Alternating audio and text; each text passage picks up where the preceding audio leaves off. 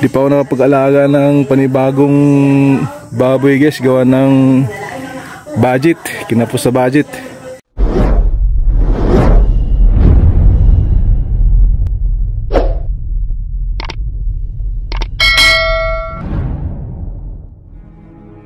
Hi, hello guys, good morning, good morning.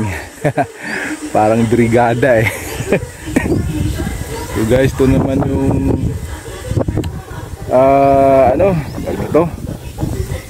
panibagong hamon sa buhay guys. Magandang umaga po sa inyong lahat, no? Kung saan makayong sulok sa mundo ngayon. Good evening, good afternoon. Hello, hello. Buti na lang guys, medyo maganda yung weather sa amin ngayon sa lugar namin. Medyo hindi siya masyadong maulap at yung init niya hindi masyadong masakit. Yan.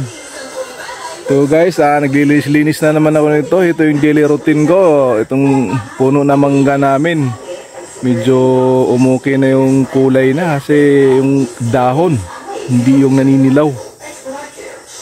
So guys, papakita ko sa inyo guys yung mga kunting nalilinis ko. Ito yung daily routine ko palagi. Yan guys, wait lang guys. Ito yung guys, halo-halo yung tanim namin. Tanim ng mother ko yan. Papaya, okra, saluyot. Iniwan ko guys kasi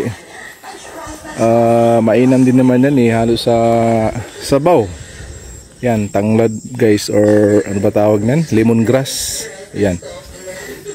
So guys, nalinis ko na rin paunti-unti. Yan. Yung pinutol ko yung ano guys, yung ano ng malunggay kasi masyadong mataas na. Pangit na yung tubo ng dahon na. Yung ba yung katutubo lang, ayun gumanda yung kulay na. Yung kulungan ng baboy namin guys, di pa ako nakapag ngayon.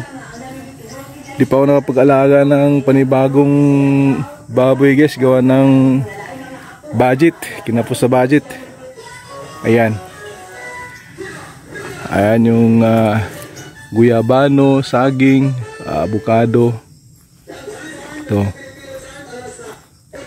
Malunggay again. Yan. Walang kamatayang malunggay guys. Ito na yung nilinis ko. Paunti-unti na ano ko rin. Kasi pag magsuhol pa ako guys, wala akong pera na para isuhol guys. Ayan. Palitan ko tong puno na niyog na to kasi hindi siya hindi maganda yung tubo niya. Pati yun palitan ko ng yung niyog na hindi masyadong mataas. 2 years lang magmula tinanim, mamumunga na. Ayan guys. Ito yung libangan ko guys araw-araw. Yan. Oops. Dami kasing bato dito sa lugar namin guys. Kaya kapag may kailanganin kami ng ipo-flooring, hindi kami mahirapan ng gahanap ng bato dahil mabato na eh. Mabato na siya. Yan. Yung Bermuda dito medyo hindi pa masyado sang lumago guys, kaya pagapangin ko hanggang dito yan.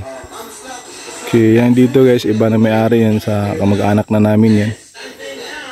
Kaya hindi ko na pwedeng pakialaman yan kasi hindi na po sa amin yan ito. Yan. Doon naman guys, yan sa amin yan. Papunta doon yan sa kabilang bundok guys. Yan sa utol ko guys, bahay ng kapatid naming gitna. Ayan.